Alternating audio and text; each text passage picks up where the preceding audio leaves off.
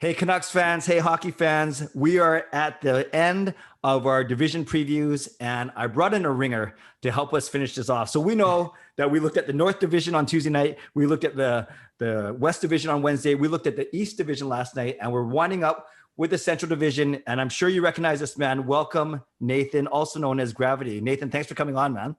Totally appreciate it. Totally appreciate it. And I appreciate also being to talk about the Central Division because it's easily the weirdest, probably the worst, but probably going to be one of the most interesting divisions in this next season. So I am going to be hyped. Obviously, as a Dallas Stars fan. No, of course, and that's why I wanted you on here. And I'm sure it was a good year for you last year, almost perfect. Almost. US won, so I know you're happy about that in the juniors. But for those of you somehow who don't know who you are, tell us a little bit about yourself, where you are, and tell us a bit about your channel.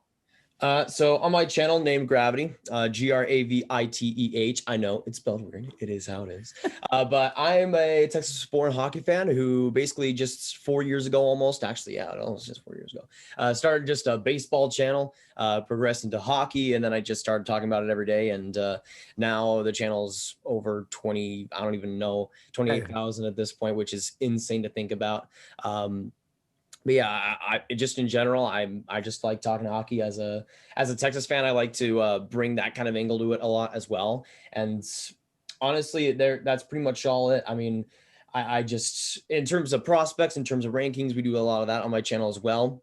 But a lot of different stuff too, just mostly NHL regarded. And yeah, it seemed to work so far, especially the live streams and especially the big videos too. Yeah, I was going to say the live streams for sure. And all this are you 17 or 18 or? 17, 18 in February. Okay, cool. Well, happy early birthday. And everyone there on my channel knows that my son's 19 and 17 and I have a daughter 13. So basically, not to freak you out or creep you out, I'm basically old enough to be your dad. You know where that was going. So,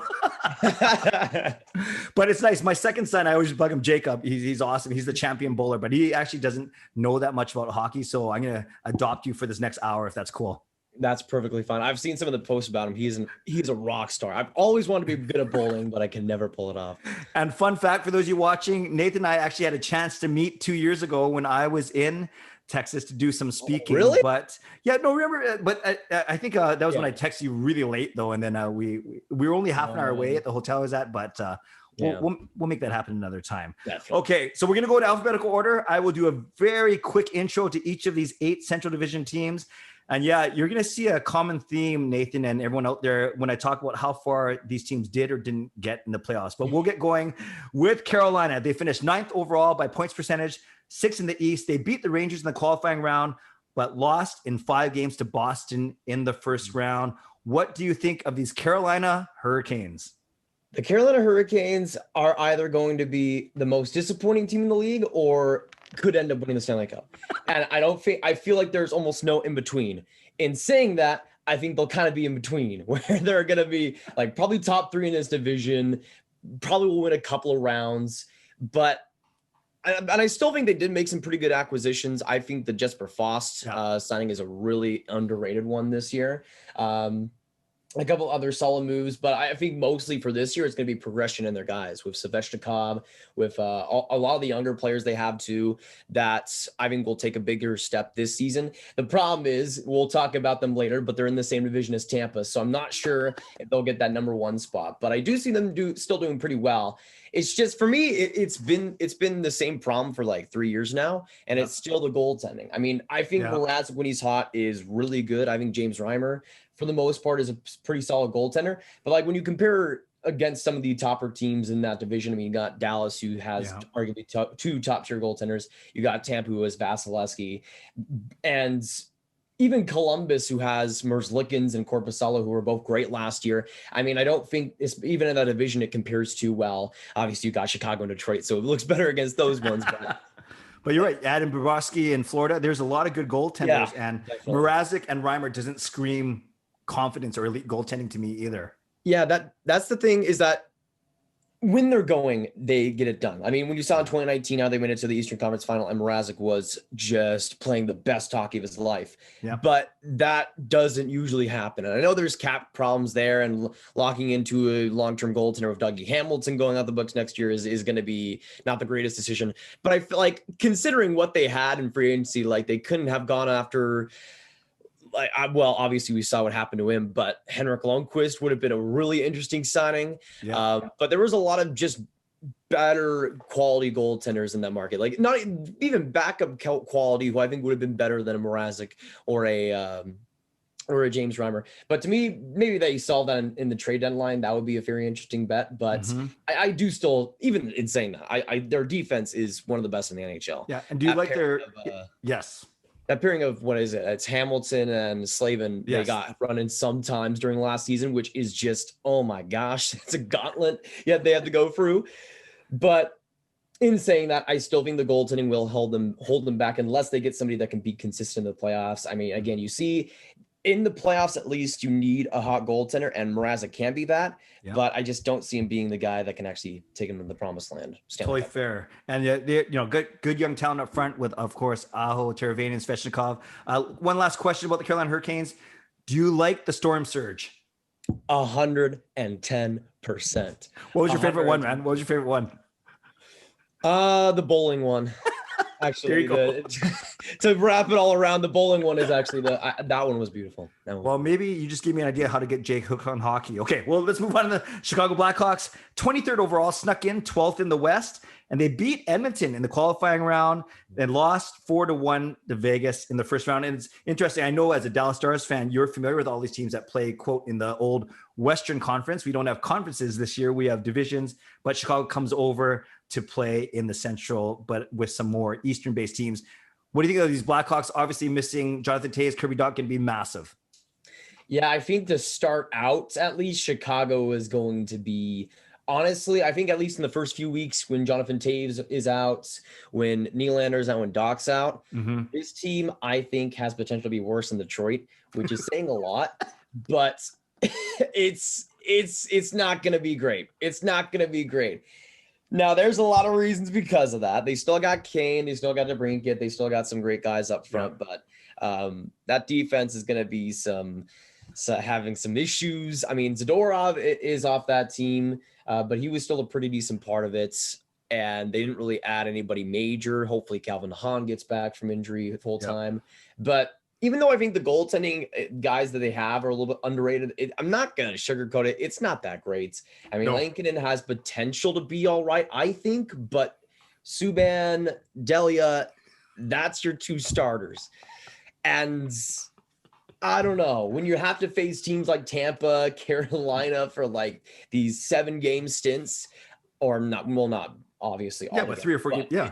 During the season, it's not going to be great. Now, once hopefully Doc maybe comes back mid-season, hopefully when Taves comes back maybe in the first month or something, they can start to get some wins on the board. But honestly, if they finish behind Detroit overall, I would not be too surprised. And the thing is here with Chicago, we all know they're going to win the draft lottery. Like it's the worst kept secret in the NHL. They're 110% going to win the draft lottery. And Detroit's going to be there like 1 point ahead of them, losing the draft lottery. Chicago's getting number 1. And I think we all just have to face the facts. That is funny. Yeah, you're right. And it's crazy to think, given the history, to think that Chicago and Detroit are going to be battling for the fertility record in this division. But you're right. It could happen. Yeah, I've seen some depth charts. You're right. It doesn't look good, man. It does not look good for this team. All right. Well, we'll see. Kane. Yeah, that's true. And he's always good, entertaining. Okay, let's go to Columbus. 14th overall, right in the middle of the league, 9th in the East. They beat Toronto in the qualifying round, but they lost to the eventual Stanley Cup champions, Tampa Bay, in the first round. Always interesting when John Tortorella is involved with the team. What do you think of these Blue Jackets? I really have no idea what to make of them. I mean, they did get Pierre-Luc Dubois signed, which is huge. But Columbus is probably going to be the definition of average this year, I think. It helps that they're in the Central, and I think it definitely helps them. I think it helps a lot the Florida Panthers to get in that number 4 spot. And I think it's between those two teams to get that 4 spot personally. I agree. Yeah. And I don't want to say that they're average because I don't ever want to count out a John Tortorella team. Even in the regular season, I don't want to count them out. And goaltending wise, I think that's probably their biggest strength. If Merzlikins and Korpisalo can continue what they had last season, especially Korpisalo in the playoffs, then I think they're going to be pretty well suited. That defense, defense hasn't changed from last year, which is big. That forward group has basically not changed either. And there's probably some guys that will end up rebounding, like Cam Atkinson, who I thought was pretty solid despite being injured last year. And if he is fully healthy, then I think that changes a lot for them. But still, I don't see Columbus really moving the needle too much. Like, even if they make the playoffs, even if they get like that 4th or even number 3rd spot, unless Korpisalo is even better than last year, I don't know how they are able to win a round. Again, maybe I'm counting out John Tortorella there again, but I just don't think talent-wise they still have enough. But they were rumored to go after some big guys like Patrick Laine somehow, but they want to go in the more skilled direction, obviously. But I still think John Tortorella is going to have them more in the defensive style, which I still think will be good for them with how they're suited up right now. So I see them at a top 5 spot in this division either way. Sure. And that goal, I think, will definitely help. Yeah, and Josh Anderson, the big winger, goes to Montreal. Max Domi. I forgot about Max Domi. Yeah, no problem. But what do you think of that? That Anderson they lose Anderson, but they get Domi. I think it's gonna be one of the most interesting storylines because, again, it all depends on how that chemistry is with Domi and Tortorella. Yeah. If it doesn't work out, you're going to hear about it. It's gonna end in flames. But I do think in their direction, it's a guy that they can afford to lose. He really had no impact last year for them. Yeah. And I think he will be good for Montreal. I think he'll be a very solid acquisition. But if you're getting a guy like Domi, if you're Columbus, they badly needed skill, especially on the forward group. And with Domi, that's basically what he brings. Sometimes he can be very inconsistent. Sometimes he can be very frustrating. But there's no doubt about his skill. And for Columbus, especially on that power play, which has been such a slog to watch sometimes over these past couple of years, that's going to be huge. But you're right. I like their D with Werenski, of course, and Seth Jones still there. So, yeah, this is a team. Yeah, exactly. You're right. They're going to be right in the middle, battling for that spot. I agree with you. And, yeah, let's move on. Okay, so this team, I know you didn't have to do any research on. They finished 10th overall, 3rd in the West, but they beat Calgary in the first round, Colorado in the second round, Vegas in the 3rd round, which Canucks fans were happy about. And then a good, entertaining, but just came up 6 games, Tampa Bay Lightning in the Stanley Cup final. Take as long as you want. Tell us about your Dallas Stars, Nathan. The Dallas Stars are going to be a hockey team this next season. I can confirm that. That's what I'm hearing right now. So that's promising. I think the Stars, well, for me at least personally, I could not be more happy that they're in the Central Division. One, no games start later than 7:30, which is oh my gosh. Like, there's so many Blues fans that are like having to watch all these games at 9:30 now, and it's like, oh, I cannot relate. Yeah. That's no matter how they do, I'm definitely appreciative of that. But I do think in this division they have as good of a chance as ever to get in the top 3 spot.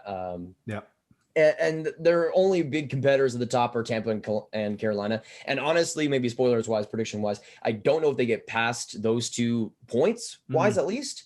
But they're still built to be a great playoff team. I mean, I had some doubts early on with Rick Bowness, but they had a great combination of skill and also the right way to play in the playoffs. I think they were able to somehow go through so many injuries and still have the energy to go and face the Tampa Bay Lightning in the Stanley Cup final. And it's a miracle of the injuries they had that they won 2 games in that series. It was crazy. And Tampa definitely deserved to win that. Yeah. But this year, at least, I still think they're built to win in the playoffs. But if I'm being honest here, they're probably not going to be a team that's I would think gets past the second round.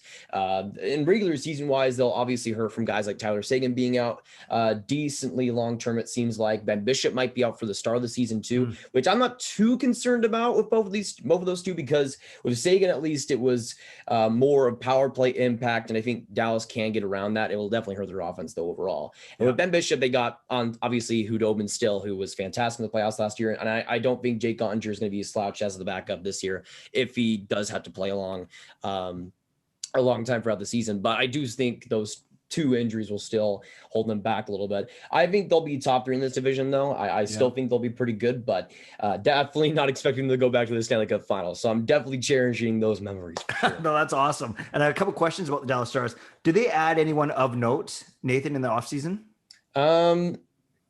Not really. I mean, they made a couple of smaller moves. I would say the biggest one for them was Mark Pysyk. Free agent.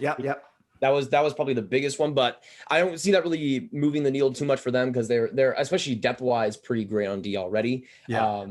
The thing is, though, they lost a couple of guys, obviously due to injury, but Corey Perry is, I guess, the big one that went away in the free agency. Right. I was kind of half expecting us to re-sign him, but not getting him back, I'm all right with. As a Dallas Stars fan, it was just weird in the first place to have Corey Perry, and it seemed like it was the biggest Cinderella story of the year, him coming up and being amazing in the playoffs. I don't know if he'll be able to do that again, because I think maybe this year was the most he could give, at least regular season-wise. But that I think will still affect them. But yeah, offensively, for a team that already wasn't that great, to lose Sagan and to lose Perry, they're going to have to need a boost from guys like Kurianov and Rupe. Wise, I would say. And then at the end of the playoffs, Nathan, who was playing number one power play? Was it Heiskanen or was it Klingberg? If I remember correctly, throughout most of the playoffs, it was Klingberg. But Heiskanen was getting a lot of the defensive starts. So it would be penalty killing wise, a lot more of Miro throughout the run. Right. So I'm going to put you on the spot because you know where I'm from. A lot of talk about Quinn Hughes here. A lot of respect for Cale Makar, who beat him out. And then you have Miro. By the way, for caller. Well, I think you're endearing yourself to all my subscribers. There's of course Miro there, and there's Rasmus Dahlin. If you had to, just for fun, you know what's coming, Nathan. If you had to rank these guys, you can do whatever. You can do best career, or you can say right now, this is the guy I want on my team. And there's no wrong answer. Everyone, if he does not put Quinn Hughes number one, we can cut Nathan some slack, because I'm sure if we were in Dallas, we'd be talking about how good Miro is. So, and we don't get a chance to see Heiskanen all the time. So yeah, gut feeling and no wrong answers. Okay. I'll honestly do both, because I think I've had this debate with a lot of people a lot of times, especially this past year with obviously Makar and Hughes doing fantastic. Right now, as it stands, I would say it's Heiskanen number one by a slight margin. Then I would have Hughes, then I have Makar, and then I have Dahlin. It's almost completely different long-term, I think. I think Dahlin will be the best defenseman long-term. I would say Quinn Hughes probably second, Heiskanen 3, and then Makar 4 was what I would probably go for. Now, the biggest one out of those that fluctuates is Rasmus Dahlin. I've talked about him so many times, and he's one of the weirdest players to me, because yes, the elephant out of the room, he plays for Buffalo, and that does affect things. But I want to say this right now. Every time the NHL puts out a top defenseman list, there's so many people that if they have him, they ask for him to be higher. If they don't, they think it's the craziest thing of all time. But I don't think Rasmus Dahlin deserves to be near the top 20 conversation, top 10 conversation right now. Not yet. I think eventually he'll totally be up there, top 5 most likely. But right now, and some of this I think is, yes, affected by Buffalo, but he's not been great. And I know there's a lot of people saying to his points, a lot of that has been power play. A lot of that has been sheltered role. I want to say this right now. If you're watching them on defense, it's not exactly the best time. It's not exactly the best time. And maybe it's because I'm a Stars fan. I have Heiskanen, who's the exact opposite, where it's less points, but it's shut down defensive hockey. And Heiskanen, I think out of those 4 is easily the best. But to me, I think Dahlin will eventually be the best. It's just, I think we're seeing some growing pains right now, and everybody's got to cool it on the top 10 conversation right now. Great answer, Nathan. And for us Canucks fans who maybe don't see Heiskanen a lot, what's the one, maybe you alluded to his shutdown, but what's the one thing that sets him apart? Like, why is he so good? I think with Heiskanen, obviously it could do the broad term of defense, but I think with Heiskanen, it's his most notably defensively, I think it's his awareness. Now, the big thing that helps him defensively is his skating, which in terms of edge work and in terms of explosivity is fantastic, especially in the defensive zone. But his positioning is almost second to none. His stick work is phenomenal as well. He's a guy that just reads play.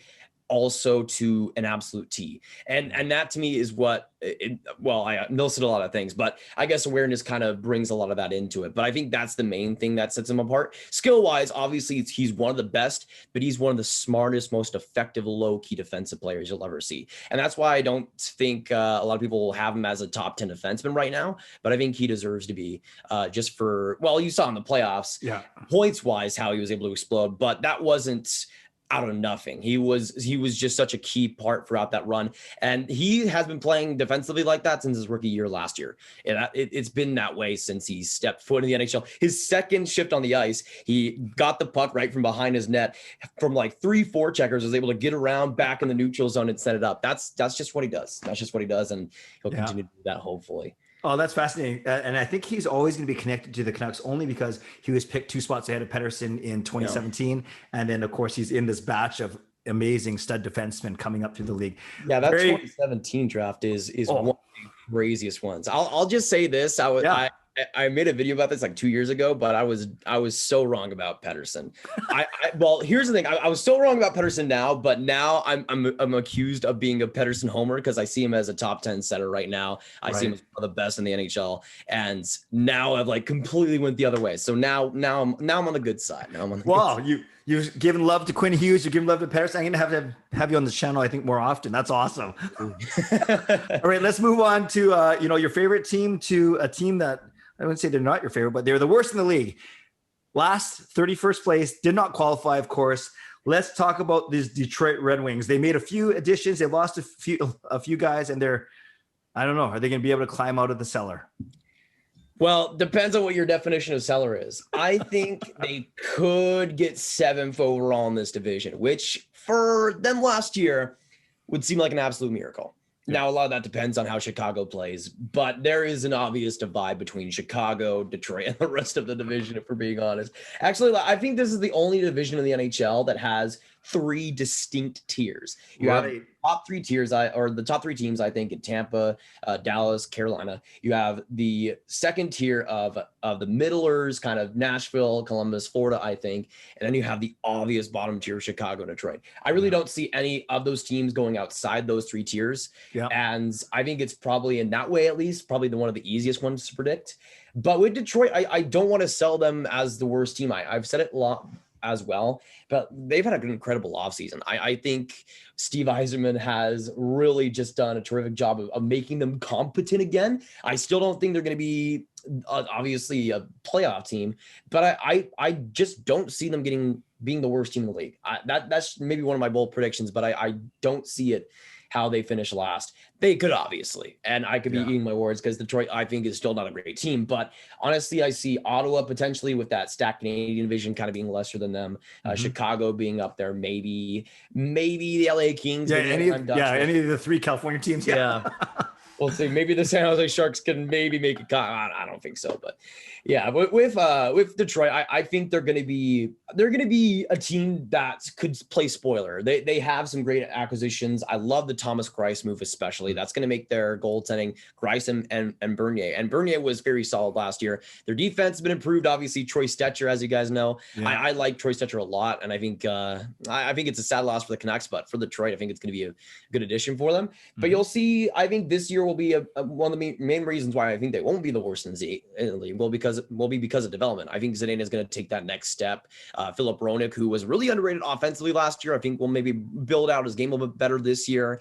Maybe Rasmussen takes the next step to the NHL too. I don't think Raymond's going to be in there yet, but you will have Maurice Sider likely on that team, which is going to be the big one on that defense. Yeah. So I think it's going to be a combination of their off-season acquisitions, a lot of young guys coming up, and I don't like to say that they'll be good just because of that, because sometimes when you bring a bunch of new people into a franchise, it kind of turns it all on its head. But I think with Detroit, it'll do them some good. Well, good. I think they'll finish probably 7th. But no, you make some great points. Yeah, they did do small upgrades at every position. You have Grace in net. You have they turned over half their blue line, installed Stetcher Merrill, and Nemestikov and Bobby Ryan. A little older, but you never know. That was good. That was a good breakdown, actually. Okay, let's go to the Florida Panthers. Interesting team. 15th overall, right in the middle again, 10th in the East, and they lost in the qualifying round to the New York Islanders. And these guys were busy. They added some guys. They've lost a few guys, key guys. Panthers, what do you think? Panthers, every single year, I want them to do well, just because it's like they're a team that is in bad need of some success. Last year, I thought, obviously they lost, but I thought they had some good directions. The big thing was just the defense. I thought that took the next step. That first pairing of Uyghur and Aaron Ekblad, from what I watched, was such an improvement over what Florida had, like anything first pairing wise over the last decade. Ekblad, I thought, took the next step. Uyghur is seriously underrated, but it's just the goaltending. It is just the goaltending, because that's the biggest wild card. Yeah. If Sergei Bobrovsky can go back to his late Philly, early Columbus days, then this Florida team, I think, has potential to reach the top 3. But do we see him last year with that sub 90 save percentage, or do we see him return back to form? Because that's really the only question we have here, because that offense is going to be awesome. That top 6, you got the additions of Andy Duclair, some solid depth acquisitions too. You got on the defense Marcus Nudavaro, who I think will help them, and hopefully Anton Stralman rebounds after a pretty poor season last year. But it's just the goaltending. If Sergei Bobrovsky does well, I think Florida will do well, and they still did pretty decently with Bobrovsky being terrible last year. So if he can rebound, I think Florida can be pretty decent. And you're right, Spencer Knight and Devin Levi not ready yet to go. They would really wish they would be, but not yet.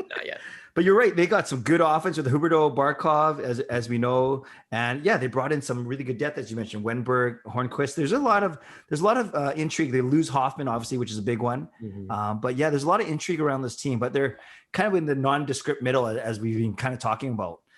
Speaking of the nondescript middle, let's go to the Nashville Predators. 16th overall, so they finished right behind Florida last year, 6th in the West, not the East, and they lost to Arizona, another nondescript team in the qualifying round.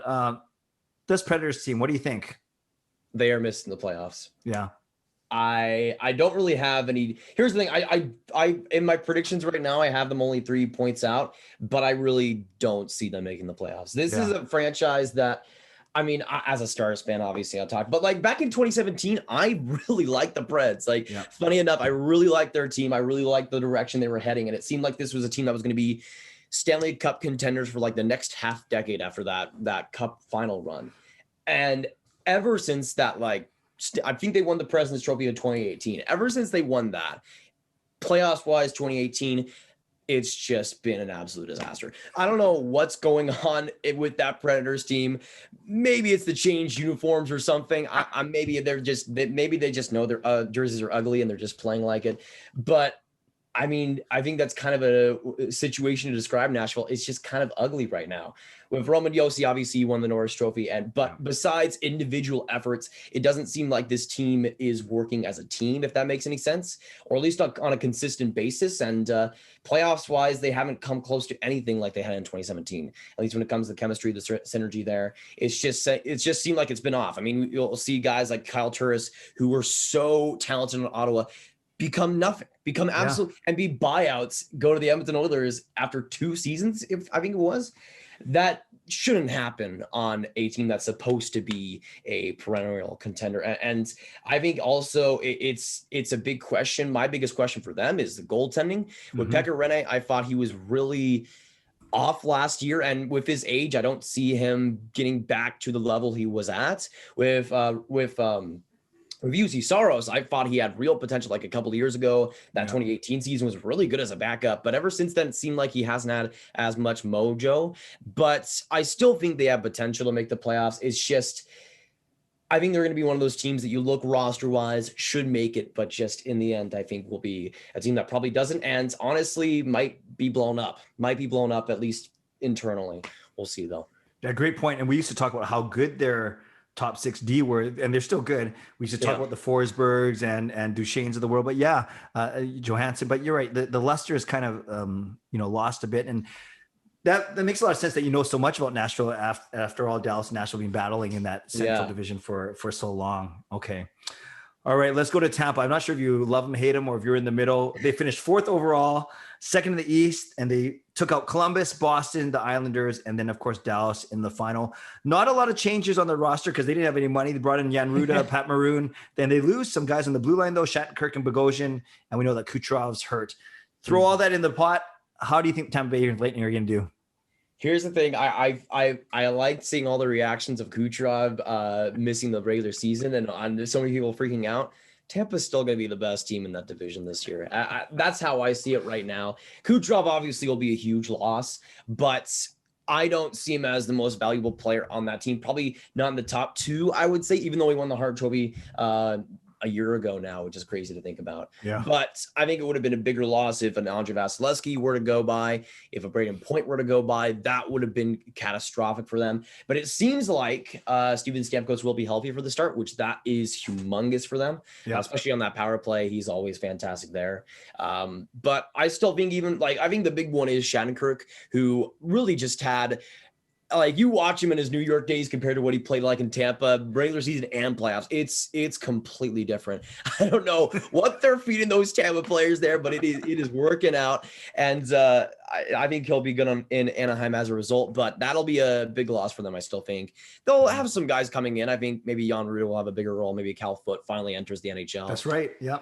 That ends up coming to play, but I still think they're going to be great.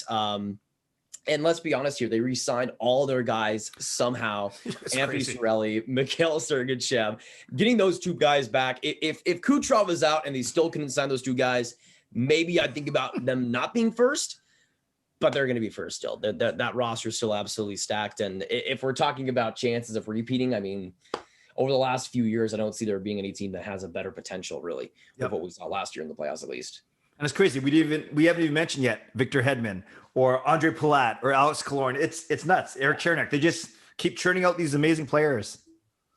Yeah, that's what they do. And I'll say this, as a Dallas Stars fan, obviously people would expect me to be salty, but Tampa's turned themselves into a world-class organization, and that's not exactly on accident. Yeah. They have done such a good job of drafting, such a good job of development, and basically every single facet of that organization, they top to bottom are class. So I honestly thought they deserved to win the Stanley Cup. That team deserved to win. That core eventually deserved to win one. Finally getting them over the hump for them. I was pretty proud about that. Obviously, it sucked to lose, but I think for that team in general, it's kind of like an Alexander Ovechkin moment, but for the team just in general this last year. And I still think they're going to be pretty fantastic.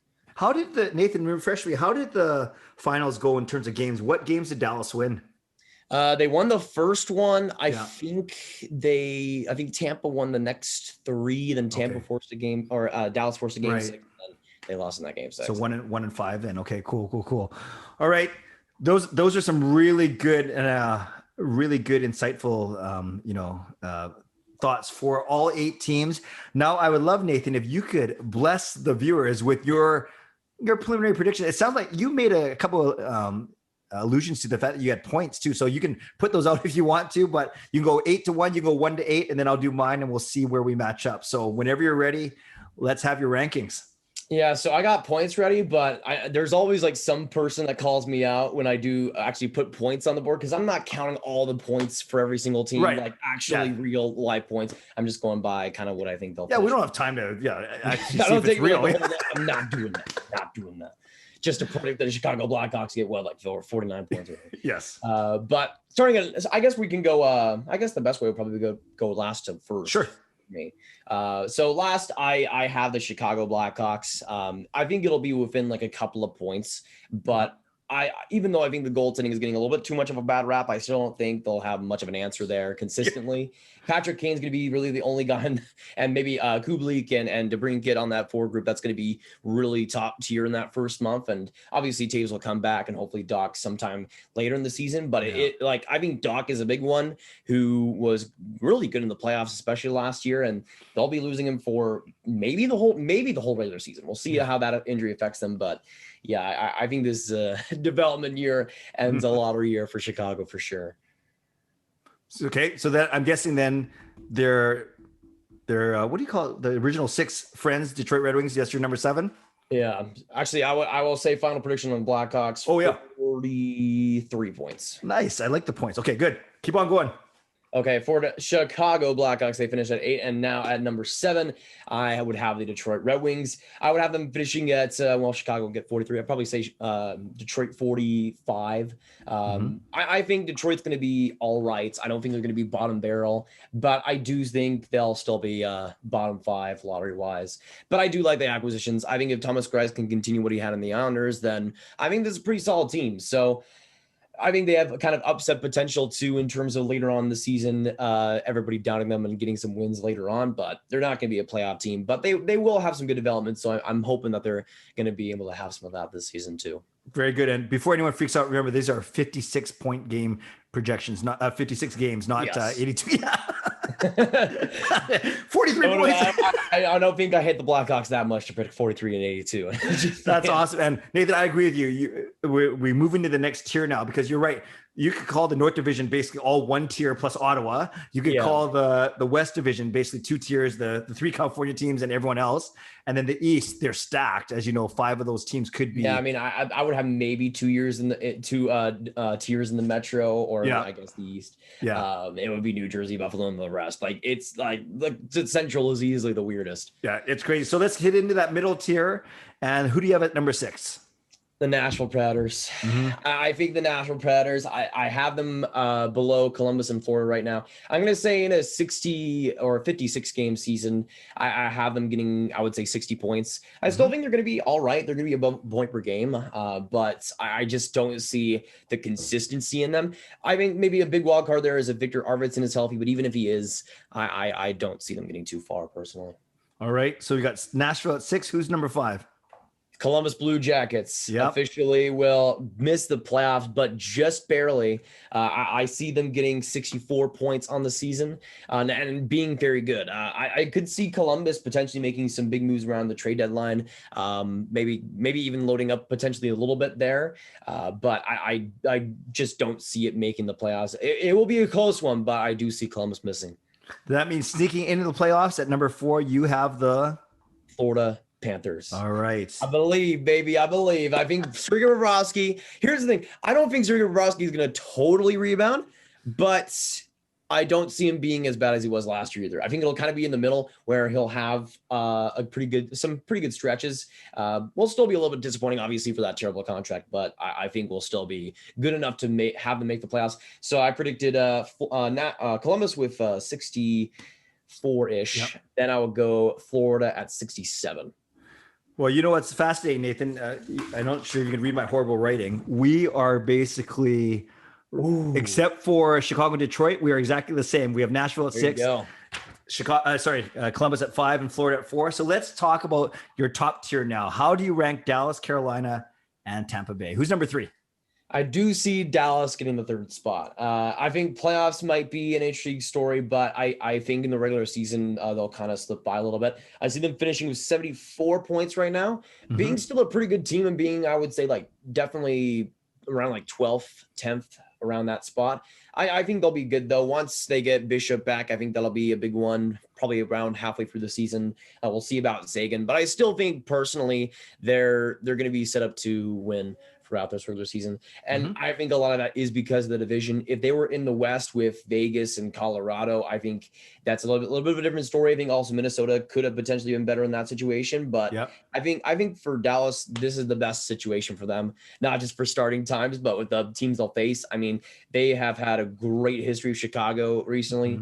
Great history with Detroit recently too. I think they'll beat up on those teams. Not going to be expecting too much wins versus Tampa and Carolina, but that's all right. I mean, they have Nashville's number. They done pretty well against those middle teams too. So I'm thinking they're going to do well regular season wise. Very good. So who's number 2? Who's going to be their playoff opponent? Number 2. We'll have the bunch of jerks facing off 87 or 78 points. Okay. Them finishing with, I mean, being one of the top teams in the league, I think personally, at least regular season wise. Again, goaltending, I still think in the playoffs will kind of hurt them a little bit, but I think regular season wise, they'll get it done quite well. I still see Carolina being one of the most fun teams next year. Again, we'll see some of that development of Aho and Svechnikov and Teravainen and on that defense, guys like Kane and Fleury, hopefully will take a big step after their good playoffs. So I think Carolina's going to be as good as ever, and regular season wise will get the job done. Awesome. And then finishing, at least in the regular season, atop the division, Tampa Bay Lightning, what do you got for points for them? Tampa Bay, I think, will end up just being shy of the President's Trophy. I think they'll be second behind Colorado, but I see them getting 80 points as of right now. Again, they'll lose Kucherov, and I think that'll be a big thing. If they had Kucherov, maybe they win the President's Trophy, but I still think this team will band together and do pretty well. The big thing is they have had some pretty good rest since that Stanley Cup, and I think that'll definitely help them a lot. Compared to other teams, at least I'm pretty sure in years past. So I think they'll be fine. And obviously cap-wise, they'll have to make some tough moves, but it didn't seem like it affected them too much in this offseason. We'll see maybe next year with Seattle, how they'll figure that out. But as of right now, maybe they'll forget about a couple of years later and just think about the now. So far, it's working out so far last year at least. And I think they'll do pretty well once again. There you go, Nathan. So Nathan's predictions: Tampa, Carolina, Dallas, Florida as your playoff teams, Columbus, Nashville, Detroit, and Chicago. And what's fascinating, we talked about how this division, maybe because of the 3 tiers, might be the easiest to predict. This is the closest by far that my predictions have matched my guest predictions out of all 4. So as I mentioned, the only swaps I have are Dallas and Carolina and Chicago and Detroit. So mine are Tampa, Dallas, Carolina, and Florida as the top 4. And then Columbus, Nashville, same as you, and then Chicago and Detroit reversed at the bottom, 7-8. I can totally see that happening. So I don't follow that. 2 smart, good-looking guys. It makes sense that our predictions are pretty close. Nathan, this has been awesome. Where can people follow you on YouTube and on social? On YouTube, just search in Graviteh Hockey. Even if you misspell it, you'll find it for sure. On Twitter, that's mostly where I'm at. You also on Instagram. On Twitter, it's Nathan Graviteh, and on Instagram, it's Grav_hockey. So that's basically the gist of it. But I just appreciate being here. Absolutely, it's been an absolutely fun time. I mean, the Central Division is gonna be crazy. Yeah, probably not as crazy as what the Canucks will face in the Canadian Division for sure, but it's gonna be a fun one. Absolutely. Well, Nathan, you've been great. Thanks very much. And as a high school senior, good luck over the next few months, and can't wait to see you continue to do awesome stuff. Thanks again. Thank you for having me. See you later, Canucks fans. You guys got a great duo going in Quinn Hughes and Elias Pettersson. Have fun in the Canadian Division. You guys absolutely deserve it. Awesome. Okay.